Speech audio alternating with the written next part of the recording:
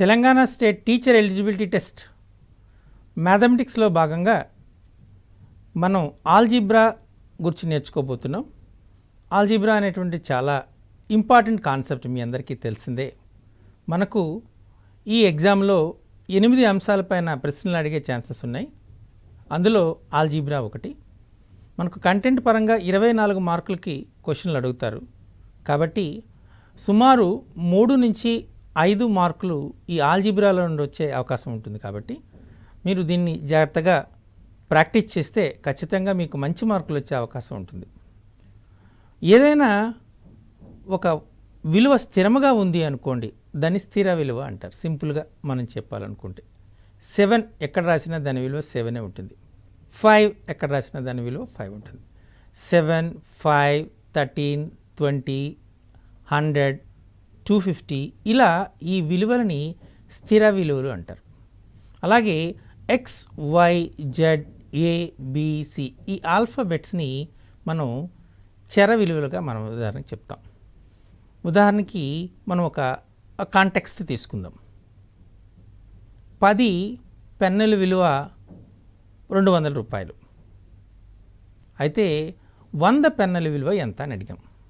అక్కడ దాని మొత్తం విలువ మారిపోతుంది, అంతే కదా. 10 పెన్నుల విలువ 20 రూపాయలు అన్నాం అనుకోండి. 100 పెన్నుల విలువ ఎంత? 10 పెన్నులు 20 రూపాయలు అయితే ఒక పెన్ను కలిగి 2 రూపాయలు అవుతుంది. 100 పెన్నులని అడిగాం అనుకోండి, 100 × 2 200 రూపాయలు అవుతుంది. అంటే ఇక్కడ విలువ మారుతుంది. విలువ మారుతుంది. ఏదైతే విలువ మారుతుందో దాన్ని చరరాశి అంటారు. స్థిరముగా ఉన్నటువంటి వాటిని స్థిర రాశి అంటారు. సర్వసాధారణంగా స్థిర సంఖ్యలు, చర సంఖ్యలు, స్థిర రాశులు, చరరాశుల యొక్క బీజీయ సమ్మేళనాన్ని మనము బీజీయ సమాసము అంటారు. ఇది బీజీయ సమాసము అంటే. ఇక్కడ బీజీయ సమ్మేళనం అనేటువంటి పదాన్ని నేను ఉపయోగించాను. బీజీయ సమ్మేళనం అంటే కూడికలు, తీసివేతలు, గుణకార, భాగాహారాలు ఈ వీటిని ఉపయోగించి చేసేటువంటి సమాసాన్ని మనము బీజీయ సమాసము అంటారు. ఉదాహరణకి మీరు ఇప్పుడు చూస్తున్నారు 2x + 5, 2x + 5. ఈ 2x + 5 అనేటువంటిది ఒక బీజీయ సమాసం. x² + 3x + 4 అనేది ఒక బీజీయ సమాసం. x³ / 3/2x² + 7x + 8 అనేది ఒక బీజీయ సమాసం. 1/ax + b అనేది ఒక బీజీయ సమాసం.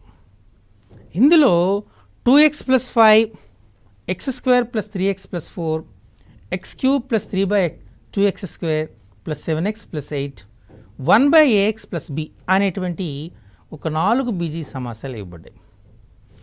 2x + 5 అనే ఈ బీజీయ సమాసం ఒక బహుపది అవుతుంది. 1/ax + b అనేది బహుపది కాదు. x² + 3x + 4 అనేది బహుపది అవుతుంది. x³ + 3/2x² + 7x + 8 అనేది బహుపది కాదు. ఈ రెండింటినీ మీరు జాగ్రత్తగా పరిశీలిస్తే 2x + 5, x² + 3x + 4 ఈ రెండింటి యొక్క లక్షణాలని, x³ + 3/2x² + 7x + 8, 1/ax + b ఈ రెండు లక్షణాలని జాగ్రత్తగా పరిశీలిస్తే x అనేటువంటి చరరాశి హారములో ఉంది. 3వ దాంట్లో ఇక్కడ కూడా x అనేటువంటి చరరాశి హారంలో ఉంది. మీ అందరికీ తెలుసు 1/x = x⁻⁻1 అంటే ఒక బీజీయ సమాసంలోని చరరాశి యొక్క ఘాతము రుణాత్మకం కాకూడదు. అలా రుణాత్మకం అయితే అది బీజీయ సమాసము మాత్రమే అవుతుంది, కానీ బహుపది కాదు. ఈ విషయాన్ని మీరు చాలా జాగ్రత్తగా గుర్తుపెట్టుకోవాలి. ఏదైనా ఒక బీజీయ సమాసం బహుపది కావాలి అనుకుంటే అందులోని చరరాశి యొక్క ఘాతము ధన పూర్ణాంకము కావాలి. ఇది చాలా ఇంపార్టెంట్. అది భిన్నము కానీ రుణ సంఖ్య కానీ అయితే ఆ బీజీయ సమాసము బహుపది కాదు. 3x² + 2x⁻³ plus 7. ఇక్కడ 3/2 అనేటువంటిది భిన్నము కాబట్టి ఈ బీజీయ సమాసము బహుపది కాదు. x² plus 2/x plus 5. ఇక్కడ x అనేటువంటిది చరరాశిలో ఉంది కాబట్టి ఈ బీజీయ సమాసము బహుపది కాదు. బహుపది కావాలి అంటే మనం ఒక నియమాన్ని చెప్పాలి. ఆ నియమం ఏంటి? ఆ చరరాశి లేదా బహుపదిలో ఉన్న చరరాశి యొక్క ఘాతము భిన్నము కాకూడదు, రుణ పూర్ణాంకం కాకూడదు. కేవలం ధన పూర్ణాంకం అయితేనే ఆ బీజీయ సమాసం బహుపది అవుతుందన్నమాట. అన్ని బహుపదులు బీజీయ సమాసాలే, కానీ అన్ని బీజీయ సమాసాలు బహుపదులు కావు. ఈ అంశాన్ని మీరు చాలా జాగ్రత్తగా గుర్తుపెట్టుకోవాలి. ఇదే మనకు టెట్ ఎగ్జామినేషన్లో ఏ విధంగా అడుగుతారు అనేటువంటి దాన్ని చూస్తే మీకు ఎగ్జామ్లో మీకు అడిగే క్వశ్చన్ ఎలా ఉంటుంది? ఈ క్రింది సమాసాల్లో లేదా ఈ క్రింది బీజీయ సమాసాల్లో ఏ బీజీయ సమాసము బహుపది గుర్తించండి. మీకు option A x² plus 3x plus 4, option B x² 3/x plus 4, option C x² plus 3x to the power of 3/2 plus 5, option D 1/x² plus 3x plus 4. అడిగిన క్వశ్చన్ ఏంటి? ఏ బీజీయ సమాసం బహుపది అవుతుంది అని అనుకుంటున్నారు. x² ప్లస్ 3x ప్లస్ 4 ఇందులో అన్ని పదాల యొక్క చరరాశుల యొక్క ఘాతాలు ధన పూర్ణాంకాలు. 2 ధన పూర్ణాంకం, ఇక్కడ ఏమీ లేదంటే 1 ఉంది ధన పూర్ణాంకం. 4x to the power of 0 అక్కడ కూడా మనకు రుణాత్మకం కాదు. అదే x² ప్లస్ 3/x ప్లస్ 4 ఇక్కడ చరరాశి హారంలో ఉంది కాబట్టి ఇది బహుపది కాదు. x² plus 3x to the power of 3/2 plus 5 ఇక్కడ చరరాశి యొక్క ఘాతము భిన్నము కాబట్టి ఇది బహుపది కాదు. పూర్తిగా పదమే హారంలో ఉంది, ఇది కూడా బహుపది కాదు. కాబట్టి ఆప్షన్ ఏ అనేటువంటి బీజీయ సమాసము బహుపది అని ఆన్సర్ గుర్తించాలి. ఈ విధమైన క్వశ్చను మీకు ఎగ్జామినేషన్లో వచ్చే అవకాశం ఉంది కాబట్టి వీటిపైన చాలా జాగ్రత్తగా గుర్తుపెట్టాలి. ఓకే, సో మనం ద ఫస్ట్ కాన్సెప్ట్ ఏంటంటే ఇచ్చినటువంటి బీజీయ సమాసాన్ని బహుపదిగా గుర్తించడం. ఓకే, ఇప్పుడు మనం కొన్ని బహుపదులు తీసుకుందాం. ఈ బహుపదులను తీసుకున్న బహుపదుల్ని మనం 2 రకాలుగా వర్గీకరణ చేయటం జరిగింది. మొదటిది బహుపదిలోని పదాల సంఖ్యను బట్టి, రెండోది బహుపది యొక్క పరిమాణాన్ని బట్టి. బహుపదిలోని పదాల సంఖ్య. ఓకే, ఎన్ని పదాలు ఉన్నాయి అంటే మనం ఇక్కడ తీసుకున్నటువంటిది ఏంటి? రిఫరెన్స్ ఏంటి? పదముల సంఖ్య. పదాల సంఖ్యను బట్టి ఆ బహుపదుల్ని మనం వర్గీకరణ చేయొచ్చు. పదాల సంఖ్య 1 అనుకోండి, దాన్ని ఏకపది అంటారు. ఒక పదం ఉంది కాబట్టి. ఇంగ్లీష్లో మోనోమియల్ అంటారు. 2 పదాలు ఉన్నాయనుకోండి, 2ని ద్వి అంటారు కాబట్టి ద్విపది అంటారు.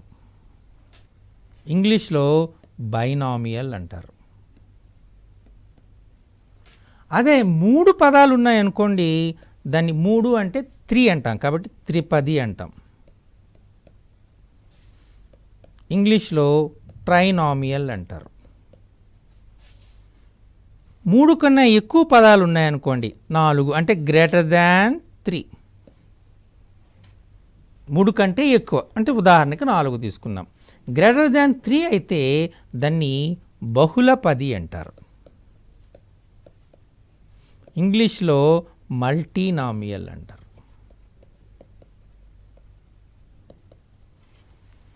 ఓకే, పదాల సంఖ్యను బట్టి మనం ఈ బహుపదుల్ని 4 రకాలుగా వర్గీకరణ చేయడం జరిగింది. ఒక పది ఉందనుకోండి, ఒకే పదం ఉందనుకోండి, దాన్ని ఏకపది మోనోమియల్ అంటారు. 2 పదాలు ఉన్నాయనుకోండి, దాన్ని ద్విపది అంటారు, బైనామియల్ అంటారు. 3 పదాలు ఉన్నాయనుకోండి, దాన్ని త్రిపది ట్రైనామియల్ అంటారు. 3 కంటే ఎక్కువ పదాలు 4 కానీ 5 కానీ అంతకంటే ఎక్కువ పదాలు కానీ ఉంటే దాన్ని బహుళపది మల్టీనామియల్ అంటారు. ఇది పదాల సంఖ్యను బట్టి బహుపది లెక్క వర్గీకరణ. దీనిపైన కూడా ఈ క్రింది బహుపదులలో త్రిపదిని గుర్తించండి అంటాడు. త్రిపదిని గుర్తించండి. Option A 2x + 3, option B 2x + 3y + 4z, option C 2x + 3y + 4z + 5t, option D 2x + 3y + 4z + 5t + 7u ఇలా ఇచ్చాడు. ఇందులో 2x + 3 అంటే ఎన్ని పదాలు ఉన్నాయి? 2x అనేటువంటిది ఒక పదము, 3 అనేటువంటిది ఒక పదము, కాబట్టి ఇది ద్విపది అవుతుంది. 2x + 3y + 4z ఎన్ని పదాలు ఉన్నాయి? 3 పదాలు ఉన్నాయి, కాబట్టి ఇది త్రిపది అవుతుంది. 2x + 3y + 4z + 5t ఎన్ని పదాలు ఉన్నాయి? 4 పదాలు ఉన్నాయి, అంటే మోర్ దాన్ 3, 3 కంటే ఎక్కువ, కాబట్టి ఇది బహుళపది అవుతుంది. 2x + 3y + 4z + 5t + 7u అన్నాడు. ఎన్ని పదాలు ఉన్నాయి? 5 పదాలు ఉన్నాయి, ఇది కూడా బహుళపది అవుతుంది. అంటే ఆప్షన్ ఏ ద్విపది అవుతుంది, ఆప్షన్ బి త్రిపది అవుతుంది, ఆప్షన్ సి ఆప్షన్ డి బహుళపదులు అవుతాయి. మనకు అడిగిన ప్రశ్న ఏంటి? ఈ క్రింది బహుపదులలో త్రిపది ఏమిటి అన్నాడు. సో త్రిపది ఆప్షన్ ఏమవుతుంది? B. So B is the correct option. ఈ రకంగా మనము ఆ బహుపదిలోని పదాల సంఖ్యను బట్టి దాన్ని ఏ రకంగా అయినది గుర్తించగలగాలి. ఒక పదం ఉంటే ఏకపది, 2 పదాలుంటే ద్విపది, 3 పదాలుంటే త్రిపది, 3 కంటే ఎక్కువ ఉంటే బహుళపదిగా చెప్పడం జరుగుతుంది. ఓకే, మరి రెండో రకమైన వర్గీకరణ పరిమాణం ఆధారంగా వర్గీకరణ. పరిమాణము అంటాడు. ఇంగ్లీష్లో దీన్ని డిగ్రీ అంటాం. పరిమాణం ఆధారంగా డిగ్రీకి చెప్పటం. డిగ్రీ అంటే ఏంటి? ముందు ఏదైనా ఒక బహుపది తీసుకున్నారు. 3x² + 4x + 5. ఇక్కడ 3x², 4x⁴ 5 అసలు ఏ పదము లేదు అంటే దాన్ని మనం x⁴ రాసుకోవచ్చు. ఇప్పుడు మనం చూస్తున్నాం ఇందులో 2 అనేటువంటిది x యొక్క ఘాతము, 1 అనేటువంటిది x యొక్క ఘాతము, 0 అనేటువంటిది x యొక్క ఘాతం. ఇందులో 3 పదాలు ఉన్నాయి. ఏంటి? 3x² + 4x + 5. ఈ 3 పదాలలో ప్రతి పదములోని చరరాశి యొక్క ఘాతాన్ని ఆ పదము యొక్క పరిమాణం అంటారు. అంటే 3x² యొక్క పరిమాణం ఎంత? 2. 4x⁴ పరిమాణం ఎంత? 1. 5 యొక్క పరిమాణం ఎంత? 0. ఈ ఇచ్చిన బహుపదిలోని పదాల యొక్క పరిమాణాల్లో ఏది పెద్ద పరిమాణం అవుతుందో దానిని ఆ మొత్తము బహుపది యొక్క పరిమాణం అంట. అంటే 2, 1, 0లో ఏది పెద్దది? 2. కాబట్టి 2 అనేటువంటిది ఈ బహుపది యొక్క పరిమాణము. ఒక బహుపదిలోని చరరాశి యొక్క గరిష్ట ఘాతాన్ని మనం బహుపది పరిమాణంగా తీసుకోవాలి. ఓకే, సో ఎగ్జామినేషన్లో ఏ కైండ్ ఆఫ్ క్వశ్చన్ వస్తుందో ఒకసారి చూద్దాం. ఎలా అడుగుతాడు ఎగ్జామినేషన్లో తీసుకుందాం. 5x⁴ + 6x⁴ + 4 అనే బహుపది యొక్క పరిమాణము ఎంత అన్నాడు. ఇందులో గరిష్ట ఘాతం ఎంత ఉంది మనకు? 7. ఎందుకు? ఇక్కడ 7 ఉంది, ఇక్కడ 5 ఉంది, ఇక్కడ ఘాతం లేదంటే 0 అని అర్థం కదా. 7, 5, 0లో పెద్ద విలువ ఏంటి? 7. కాబట్టి ఈ బహుపది యొక్క పరిమాణము ఈ 7. చూసారా, ఈ రకంగా మనం బహుపది పరిమాణాన్ని గుర్తించడం జరుగుతుంది. ఓకే, సో మీకు ఎగ్జామినేషన్లో క్వశ్చన్ ఎలా అడుగుతాడు అంటే 3x⁵ + 4x³ + 7x² + 8 అనే బహుపది యొక్క పరిమాణం ఎంత? బహుపది పరిమాణము. బహుపది పరిమాణం.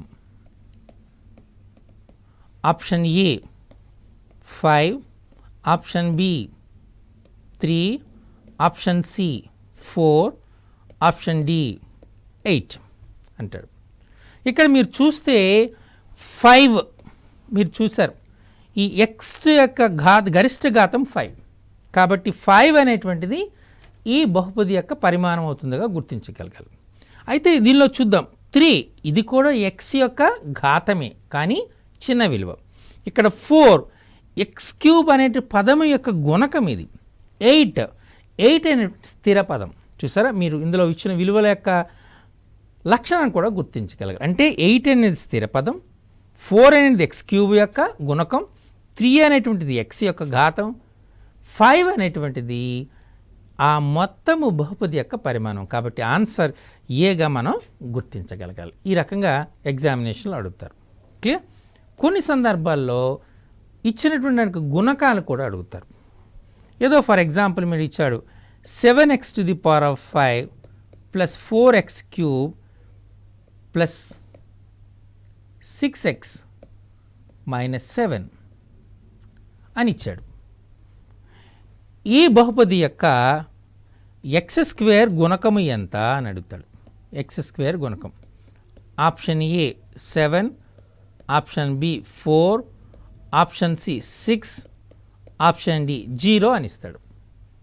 ఓకే, ఇందులో 7 అనేటువంటిది x⁵ యొక్క గుణకం, 4 అనేటువంటిది x³ యొక్క గుణకం, 6 అనేటువంటిది యొక్క గుణకం, x యొక్క గుణకం. మరి 0 అని మనం ఏమడిగాడు? x². ఇక్కడ x⁵ టర్మ్ ఉంది, x³ ఉంది, x ఉంది, x² అనేటువంటి పదం ఉందా? లేదు. అది పదము లేదు కాబట్టి దీన్ని మనం ఎలా రాసుకోవచ్చు? 7x⁵ plus 4x³ plus 0x² plus 6x - 7 అంటే x² యొక్క గుణకం ఎంత? 0. కాబట్టి 0 ఈజ్ ద ఆన్సర్. ఈ రకంగా మనము ఆ పదములో ఇచ్చినటువంటి పదములోని వేరియబుల్ అంటే చరరాశి యొక్క గుణకాన్ని గుర్తించగలగాలి. ఇది చాలా ఇంపార్టెంట్. అంటే మనకు పరిమాణమైన అడగచ్చు లేదా గుణకమైన అడగచ్చు ఎగ్జామినేషన్లో. కాబట్టి వీటిని మీరు జాగ్రత్తగా అబ్జర్వ్ చేయాలి. కొన్ని సందర్భాల్లో మీకు ఇదే క్వశ్చన్ని మీకు ఎగ్జామ్లో అడిగాడు అనుకోండి, సార్ x² గుణకము అంటే x² పదమే ఇవ్వలేదు కదా, x² గుణకం ఎలా అడుగుతున్నారంటే x² పదం ఇవ్వలేదు అంటే అర్థం x² యొక్క గుణకము 0గా మనం పరిగణించాలి. క్లియర్? ఓకే, మనం ఇప్పుడు పరిమాణము గుణకం చూసాం. ఇప్పుడు పరిమాణం ఆధారంగా మనం ఈ బహుపదుల యొక్క వర్గీకరణ చూద్దాం. పరిమాణం బేస్ ఆధారంగా పరిమాణం 0 అయిందనుకోండి, అంటే 0 అయిందనుకోండి, దాన్ని మనము శూన్య బహుపది అంటారు. సింపుల్గా 0 పాలినామియల్ అంటారు. శూన్య బహుపది. పరిమాణం 1 అయింది అనుకోండి, దాన్ని రేఖీయ బహుపది అంటారు. ఇంగ్లీష్లో లీనియర్ పాలినామియల్ అంటారు. పరిమాణం 2 అయింది అనుకోండి, దాన్ని వర్గ బహుపది అంటారు. ఇంగ్లీష్లో క్వాడ్రాటిక్ పాలినామియల్ అంటారు. పరిమాణం 3 అయింది అనుకోండి, దాన్ని ఘన బహుపది అంటారు. ఇంగ్లీష్లో క్యూబిక్ అంటారు. పరిమాణం 4 అయింది అనుకోండి, ద్వివర్గ బహుపది అంటారు, అంటే బై క్వాడ్రాటిక్ అంటారు. సో మనం ఇక్కడ పరిమాణం ఆధారంగా మనం బహుపదులను వర్గీకరణ చేసాం. పరిమాణం శూన్యమైందనుకోండి, 0 అయిందనుకోండి, దాన్ని శూన్య బహుపది అంటాం, దాన్ని 0 పాలినామియల్ అంటాం. పరిమాణం 1 అయిందనుకోండి, దాన్ని రేఖీయ బహుపది అంటాం, లీనియర్ పాలినామియల్ అంటాం. పరిమాణం 2 అయిందనుకోండి, దాన్ని వర్గ బహుపది క్వాడ్రాటిక్ పాలినామియల్ అంటాం.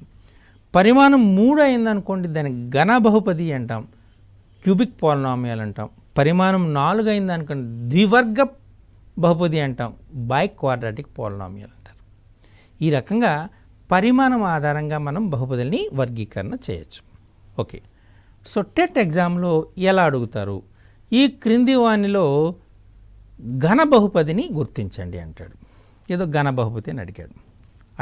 అడిగిన క్వశ్చన్ ఘన బహుపది, cubic polynomial. Option A x² + 2x + 3. Option B 3x² + 7x + 5. Option C x³ + 7x² + 8. Option D x⁴ + 7x³ + 8 ఇలా ఇచ్చాడు. x² + 2x + 3 దీని యొక్క బహుపది పరిమాణం ఎంత? 2, కాబట్టి వర్గ బహుపది. 3x² + 7x + 5 ఇందులో బహుపది పరిమాణం ఎంత? 2, ఇది కూడా వర్గ బహుపది. x³ + 7x² + 8 ఇందులో దీని యొక్క పరిమాణం ఎంత? 3, కాబట్టి ఇది ఘన బహుపది. x⁴ + 7x³ + 8 ఇందులో బహుపది పరిమాణం ఎంత? 4, కాబట్టి బై క్వాడ్రాటిక్ ద్వివర్గ బహుపది. ఇది వర్గ బహుపది, ఇది వర్గ బహుపది, ఇది ఘన బహుపది, ఇది ద్వివర్గ బహుపది. కాబట్టి అడిగింది ఘన బహుపది, కాబట్టి ఆప్షన్ సిని మనం ఘన బహుపది కావలసిన ఆప్షన్గా మనం గుర్తించాలి. ఈ రకంగా మనకు వీటిపైన క్వశ్చన్లు అడిగే ఛాన్సెస్ ఉంటాయి. ఓకే, సో మనం ఈ బహుపదుల యొక్క వర్గీకరణని చూసాం. 2 రకాలుగా వర్గీకరణ చేస్తారు. బహుపది యొక్క పదాల సంఖ్యను బట్టి, అలాగే బహుపది యొక్క పరిమాణాన్ని ఆధారంగా మనం వర్గీకరణ చేయడం అనేటువంటి జరుగుతుంటుంది. ఓకే, సో మనం ముందుగా ఈ దాన్ని చేసేటప్పుడు ఏకపదుల గురించి తీసుకుందాం. ఈ ఏకపదులను తీసుకునేటప్పుడు ax + b = 0 అనేటువంటి దాన్ని తీసుకున్నాం. ax + b = 0 అని ఇచ్చామనుకోండి, ఇది లీనియర్ ఈక్వేషన్ అంటారు. ax + b అనేటువంటిది లీనియర్ పాలినామియల్ అంటారు. ఇది తేడా. ఈక్వాలిటీ 0కి ఈక్వాలిటీ 0 ఇస్తే ఆ బహుపది సమీకరణం అవుతుంది, లేకపోతే అది బహుపది అవుతుంది. ax + b అనేటువంటిది మనకు ఒక చరరాశి కలిగిన ఏకచరరాశి కలిగినటువంటి రేఖీయ బహుపది. ax + by + c = 0 అనేటువంటిది 2 చరరాశులు కలిగిన రేఖీయ బహుపది. Okay, the linear polynomial in 2 variables అంటారు. ax + by + c = 0 అనేటువంటిది. ఇందులో a b c belongs to r. ఏబిసిలు అనేటువంటివి వాస్తవ సంఖ్యలు. ఓకే, ఈ లీనియర్ పోలినామియల్లో మనం పైన కొన్ని ప్రశ్నలు వచ్చే అవకాశం ఉంటుంది. వాటిని ఎలా అడుగుతారు ఎగ్జామినేషన్లో అనేటువంటిది చూద్దాం. మనకి ఒక లీనియర్ పాలినామియల్ తీసుకుందాం. a1x + b1y + c1 = 0. ఒక రేఖీయ బహుపది 2 చలరాశుల్లో. ఇంకో దాన్ని తీసుకుందాం. a2x + b2y + c2 = 0 తీసుకుందాం. ఈ రెండిటి యొక్క సమీకరణాలు మనం జాగ్రత్తగా చూస్తే ఏదైనా ఒక రేఖీయ బహుపది యొక్క మూలాల్ని మనం తీసుకున్న మూలాల్ని పరిశీలిస్తే ఆ రేఖీయ బహుపదికి ఒకే ఒక మూలం ఉంటుంది సమీకరణానికి. అర్థమైందా? ఆ సమీకరణానికి ఎన్ని మూలాలు అంటే ఒకే మూలం ఉంటుంది. ఎందుకు ఎక్స్ వై అనేటువంటి ఉన్నాయి, కాబట్టి ఎక్స్కి ఒక విలువ, వైకి విలువ అనేటువంటి ఉంటుంది కదా. ఓకే, ఇప్పుడు మనం దీన్ని తీసుకుందాం. ఎన్ని సాధనలు ఉంటాయి? ఏదైనా the first degree linear equation represents a straight line. ఇది చాలా ఇంపార్టెంట్ బిట్. ఎగ్జామినేషన్లో ఇది చాలా బాగా గుర్తుపెట్టుకోండి.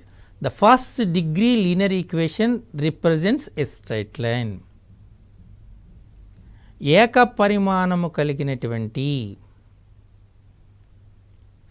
సమీకరణము సరళ రేఖను సూచిస్తుంది. ax + by + c = 0 అనేటువంటిది మనకు సరళ రేఖను సూచిస్తుంది. ఇది గుర్తుపెట్టుకోండి. డెఫినెట్గా ఇన్ ద ఎగ్జామినేషన్లో ఎలా ఇస్తాడు, ఇదేని సూచిస్తుంది అంటే సరళ రేఖని సూచిస్తుంది. y = mx మూల బిందువు గుండా పోయే సరళ రేఖను సూచిస్తుంది. y is equal to MX plus C అనేటువంటిది y అక్షాన్ని 0, బిందువు వద్ద ఖండించే సరళ రేఖను సూచిస్తుంది. అంటే y ఈక్వల్ టు ఎంఎక్స్ అనేటువంటిది రేఖ ఈ విధంగా ఉంటుంది, y equal to M X, and y equal to MX plus C అనేటువంటిది y అక్షాన్ని 0, అనేటువంటి బిందువు వద్ద ఖండించేటువంటి సరళ రేఖని సూచిస్తుంది. The first degree linear equation represents a straight line. ఇదొకటి చాలా ఇంపార్టెంట్ బిట్. ఓకే, ఇప్పుడు మనం చూద్దాం. a1x plus b1y plus c1 equal to 0 ఒక సమీకరణము, a2x plus b2y plus c2 equal to 0 ఇంకొక సమీకరణం. ఈ గుణకాల యొక్క రేషియో తీసుకుందాం, నిష్పత్తి తీసుకుందాం. a1/a2, b1/b2, c1/c2 తీసుకుందాం. వీటికి 3 సందర్భాలు వస్తాయి. ఒకటి a1/a2 equal to b1/b2 equal to c1/c2 ఒక సందర్భం, a1/a2 is equal to b1/b2 is not equal to c1/c2. ఇంకో సందర్భం a1/a2 is not equal to b1/b2 is not equal to c1/c2. ఇవి 3 సందర్భాలు.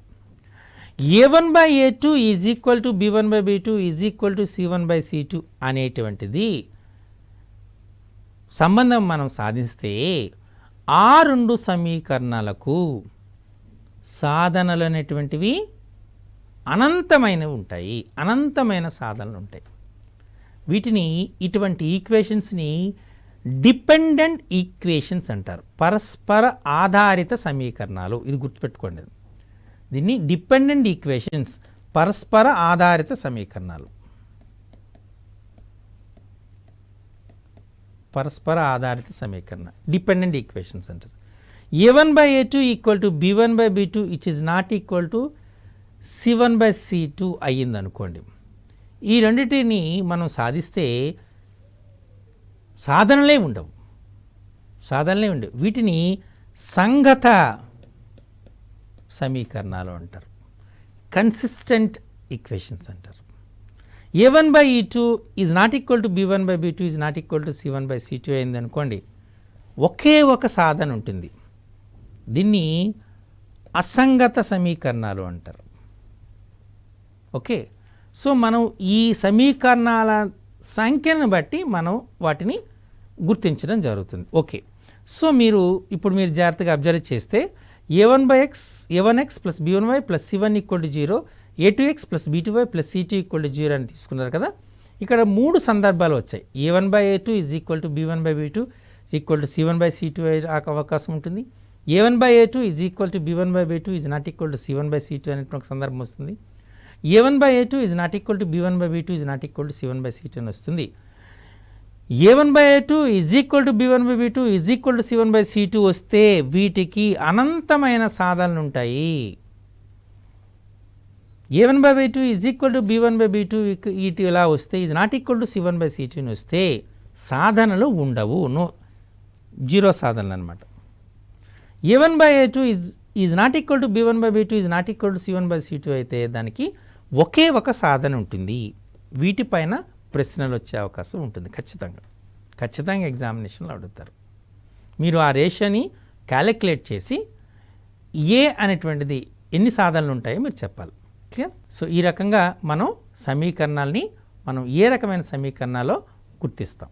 సో మనం ఇంతవరకు బీజీయ సమాసాలు, ఏ బీజీయ సమాసాలు బహుపదులు అవుతాయి, అలాగే ఒక బీజీయ సమాసం అనేది బహుపదికి కావడానికి నియమాలు ఏంటి, ఒక బహుపది యొక్క పరిమాణం అంటే ఏంటి, బహుపదిలోని చరరాశి గుణకం అంటే ఏంటి, పదాల సంఖ్యను బట్టి ఎన్ని రకాలుగా బహుపదులను వర్గీకరణ చేయొచ్చు, పరిమాణాన్ని బట్టి బహుపదుల్ని ఎన్ని రకాలుగా వర్గీకరణ చేయొచ్చు అనే అంశాలు నేర్చుకున్నాం. వీటిపైనే మనకు టెట్లో చాలా క్వశ్చన్స్ వచ్చే అవకాశం ఉంటుంది. కాబట్టి వీటన్నిటిని జాగ్రత్తగా మరోసారి ఈ వీడియోని జాగ్రత్తగా విని వాటిని అర్థం చేసుకొని ఎగ్జామినేషన్లో రాయవలసిందిగా కోరుతున్నాను.